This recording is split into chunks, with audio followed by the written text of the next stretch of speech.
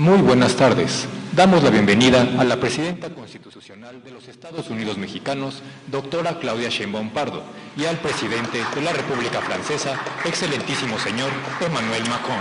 Bonjour à toutes et à tous. Nous souhaitons la bienvenue à la Présidente constitutionnelle des États-Unis mexicains, Madame Claudia Sheinbaum Pardo, et au Président de la République française, Son Excellence Monsieur Emmanuel Macron. Asimismo, damos la más cordial bienvenida a los medios de comunicación que nos acompañan en esta tarde. Nous souhaitons également la bienvenue aux médias qui nous accompagnent cet après-midi. En estos momentos, hace uso de la palabra el Presidente de la República Francesa, excelentísimo señor Emmanuel Macron. Son Excellence Monsieur Emmanuel Macron, Président de la République française, va à présent s'exprimer. Merci beaucoup, Mesdames, Messieurs, Madame la Présidente. Chère Claudia, Mesdames, Messieurs les ministres, Mesdames les ambassadrices, Mesdames, Messieurs, en vos grades et qualités. Je veux avant toute chose remercier très sincèrement Madame la Présidente Sheinbaum pour l'accueil qu'elle nous a réservé aujourd'hui. Et je suis heureux, avec la délégation qui m'accompagne, de pouvoir être à vos côtés à Mexico pour renforcer les liens entre nos deux pays et nos deux peuples. Permettez-moi d'exprimer tout d'abord, Madame la Présidente, à nouveau la pleine solidarité de la France après les violentes inondations qui ont ravagé plusieurs États du pays. La France présente ses condoléances aux familles des nombreuses victimes et assure le peuple mexicain de son plein soutien dans cette épreuve. Nos pensées vont aussi aux familles des victimes de l'explosion dans l'État du Sonora. Le Mexique est un pays ami et un partenaire stratégique de la France. Et je suis particulièrement heureux d'effectuer aujourd'hui cette première visite officielle d'un président français depuis 2014, plus de 60 années après la visite du général de Gaulle ici au Mexique. Nous continuons en effet à écrire de nouvelles pages de notre longue et riche histoire. Le Mexique et la France sont unis par un même esprit des Lumières et nous avons en commun ces valeurs de liberté, d'émancipation, de dignité. Certes, notre histoire a connu des périodes troublées, mais oserais-je rappeler que lorsque Napoléon III envoyait des troupes au Mexique, la France du poète Victor Hugo, en exil volontaire, a porté son soutien indéfectible à la cause libérale mexicaine dans une lettre restée célèbre, et je cite le poète : « Vous avez raison de me croire avec vous, ce n'est pas la France qui vous fait la guerre, c'est l'Empire. Je suis avec vous, vous et moi nous combattons contre l'Empire, vous dans la patrie, moi dans l'exil. » Madame la Présidente, la France aime le Mexique et nous fêterons l'année prochaine 2 siècles de relations diplomatiques, tissées de cette amitié et de cette admiration réciproque qui a toujours existé entre nos intellectuels, nos artistes, nos scientifiques, nos entrepreneurs, portée aussi par la confiance économique qui nous lie. Dans la perspective de ce bicentenaire, nous entamons aujourd'hui un nouveau chapitre de notre partenariat stratégique déjà intense et que nous voulons global et encore plus concret. En adoptant une déclaration et un plan d'action conjoint, nous nous fixons une nouvelle ambition et des objectifs communs. D'abord, en réaffirmant notre attachement à un ordre mondial fondé sur le respect du droit international, du multilatéralisme, de la souveraineté des États et des droits de l'homme. Nous avions eu l'opportunité d'en parler lors de notre première rencontre il y a 1 an à Rio de Janeiro, en marge du sommet du G20, réunion au cours de laquelle nous avions constaté notre vision convergente sur de nombreux sujets internationaux.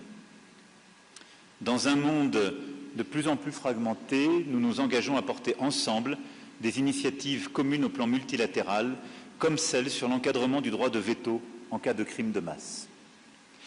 Nous avons évoqué ensemble notre volonté commune de lutter contre les dérèglements climatiques. Madame la Présidente, doctorat, vous le savez mieux que personne, en tant que scientifique et ancienne experte du GIEC, la crise climatique est là, criante, et ses effets sont toujours plus tangibles, hélas. Et 10 ans après la signature historique de l'accord de Paris, nous sommes convaincus qu'il faut poursuivre les efforts et même les redoubler. Nous devons accélérer notre adaptation pour faire face aux effets dévastateurs d'événements climatiques extrêmes de plus en plus fréquents et intenses que nos 2 pays connaissent déjà trop souvent. Nos pays renforceront aussi leur action pour la protection de la haute mer et pour la biodiversité, dont la disparition est non moins alarmante, comme la COP30 à Belém, d'où je reviens, vient de le rappeler. Alors que la tentation du repli sur soi n'a jamais été aussi forte sur tous les continents, c'est au contraire de solidarité internationale et d'amitié entre les peuples dont nous avons besoin, valeur chère à nos deux pays. Le Mexique et la France partagent également un engagement commun pour la promotion de l'égalité entre les femmes et les hommes à travers une diplomatie féministe. Merci d'avoir participé si activement à la 4e conférence ministérielle des diplomaties féministes qui s'est tenue récemment à Paris, suite à celle de Mexico en juillet 2024. Et je salue à cet égard le rôle moteur que vous jouez, Madame la Présidente. Au-delà de ces enjeux internationaux, de notre engagement également commun pour la paix, l'approfondissement de notre partenariat stratégique bilatéral est au cœur de cette visite. Il passe par l'impulsion que nous souhaitons donner à notre coopération économique. Les 700 entreprises françaises déjà présentes au Mexique génèrent 180 000 emplois directs et 700 000 emplois indirects sur le sol mexicain. Et je l'espère, encore plus demain. Elles sont ainsi le premier employeur du pays dans le secteur stratégique de l'aéronautique. Nos entreprises continueront d'investir et de créer des emplois au Mexique, en particulier dans les secteurs érigés en priorité dans le plan Mérico, l'énergie, les transports, en particulier le ferroviaire et l'aéronautique, l'économie circulaire, la transition juste, la santé, l'innovation. Nous venons à l'instant de réunir les entrepreneurs de nos deux pays et nous venons de relancer le Conseil stratégique franco-mexicain, instance de dialogue qui a déjà porté ses fruits pour rapprocher nos deux pays et qui sera désormais concentré principalement sur le renforcement de nos échanges économiques qui s'élevaient en 2024 à 6,8 milliards d'euros. Nous allons également poursuivre ce travail et sur la base de l'échange que nous venons d'avoir, nous avons donné à nos gouvernements mandat pour consolider le cadre bilatéral, renforcer la relation économique et donner encore plus de visibilité aux investisseurs des deux côtés. J'aurai moi-même l'occasion de retrouver dans quelques instants des investisseurs mexicains déjà présents en France souhaitant renforcer leurs projets. Et entre le plan Mérico et France 2030, les synergies sont nombreuses et notre volonté d'aller plus loin, de la même manière, le renforcement des liens entre l'Union européenne et le Mexique et la modernisation de notre accord est une étape importante de renforcement de nos liens économiques. La culture est également au cœur de ce partenariat stratégique. En matière de patrimoine, nos pays sont déjà liés par une longue histoire de coopération, notamment archéologique. Sur le sujet des codex, la présidente et moi-même avons demandé à nos ministères de la Culture de mettre en place un groupe de travail qui a d'ores et déjà abouti à plusieurs propositions. Je reviendrai en détail sur les pistes de coopération qui s'en dégagent, mais je souhaite déjà annoncer que le codex Azcatlán, conservé à la Bibliothèque nationale de France, sera présenté au Mexique l'an prochain dans le cadre d'expositions croisées entre nos deux pays à l'occasion des cérémonies du bicentenaire, dans des conditions qui sont déterminées par le groupe de travail franco-mexicain sur la coopération patrimoniale et précisées par l'accord qui est aujourd'hui signé et rendu public entre nos deux pays.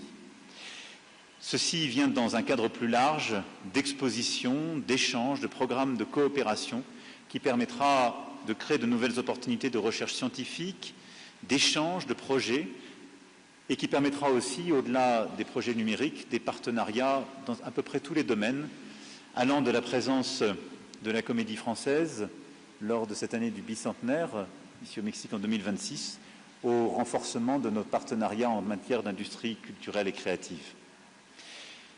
Ce que nous avons souhaité impulser avec Madame la Présidente, c'est un renforcement, une dynamique nouvelle à l'occasion de cette année du bicentenaire en matière de patrimoine et de culture.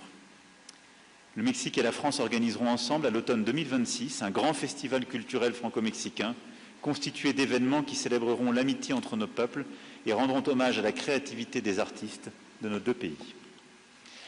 La série d'accords que nous signons aujourd'hui concrétise notre rapprochement stratégique. J'aurais pu évoquer également le partenariat scientifique et technique, le renforcement de formation dans de nombreux domaines, les présidents de grandes entreprises, les directrices et directeurs de nos principales institutions culturelles et de coopération, chercheurs, artistes reconnus à Mexico comme à Paris, accompagnent cette délégation. Tous sont animés par le même désir de construire entre nos deux pays une alliance encore plus robuste, plus durable, plus résiliente. Avec le Mexique, nous voulons bâtir un ordre plus juste, au service d'une certaine idée du monde, de l'humanité, de l'humanisme, celui que vous portez et celui que je partage. C'est aussi pour cela que cette visite est à nos yeux si importante. À nouveau, Madame la Présidente, je tiens à vous remercier pour votre accueil, pour la qualité des échanges que nous venons d'avoir, la force des partenariats que nous venons de signer et tout ce qui nous reste à faire. Et j'ai eu l'occasion d'inviter Madame la Présidente en 2026 en France pour poursuivre ces échanges et pour pleinement célébrer le bicentenaire de nos relations diplomatiques. Merci beaucoup.